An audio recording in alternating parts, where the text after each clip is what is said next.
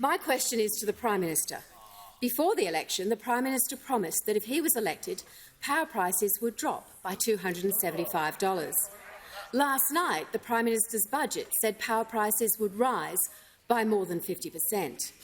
Given the Prime Minister often references his Bachelor of Economics degree, can he advise the House how it is possible to have prices rise by more than 50% but fall by $275 at the same time? Order. The House will come to order. I heard the question in silence. I'd like to hear the answer as well. I give the call to the Prime Minister.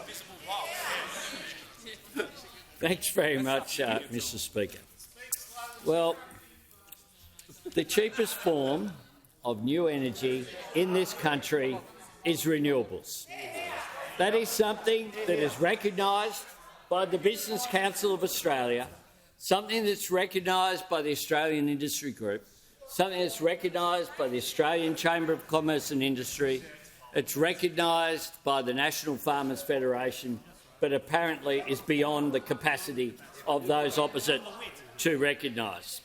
For a decade we have suffered from the fact that we had 22 different energy policies announced and none of them landed. Even when they went through the Liberal Party room, not once but twice, they still didn't land. In fact, they so detested the idea of landing an energy policy when it looked like being landed, they instead lopped off a Prime Minister instead. Not once, but twice. Not once, but twice. Twice. And they ended up with the member for Cook. They ended up with the member for Cook. It turned out one of the hidden figures in the last budget was the member for Cook. Order. One of the hidden figures in the last budget was the member for Cook. And I will hear the Deputy Leader of the Opposition. Point of order on relevance, Mr Speaker. It was a tight question. Thank you. You resume your seat. Order. You may resume your seat. Thank you. The question was a broad question around power prices dropping and rising. I'm going to give the call. To the Prime Minister, who is in order. I give the call to the Prime Minister. If the Leader of the Opposition can cease interjecting, and the House will come to order, the Prime Minister will continue. Thanks, Mr Speaker. Order. The Leader of the Opposition. I've got plenty of time, Mr Speaker. The Leader of the Opposition. I've given the courtesy.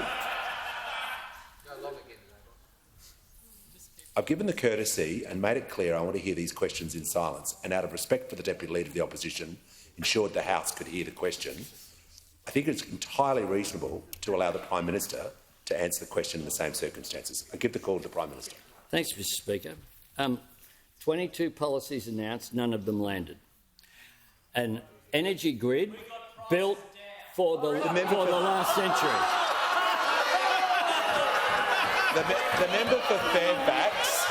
The shadow minister interjects. The energy prices went down under the former government. Really? Really? Wow. Order. The House will come to order. Absolutely extraordinary. Indeed, so bad was it going that the Shadow Treasurer changed the law so that the price increase that was built in and should have been declared in March wasn't declared until after the election. That's how bad it was going. But during their time in office, we saw 4 gigawatts of capacity leave the grid and 1 gig go in. Now, the old supply-demand that you do sort of talk about a bit in an economics degree, supply-demand.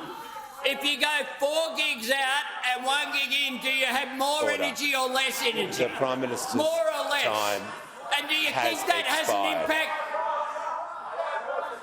The Prime Minister's time has expired. I give the call that the Prime Minister's time has expired. Order.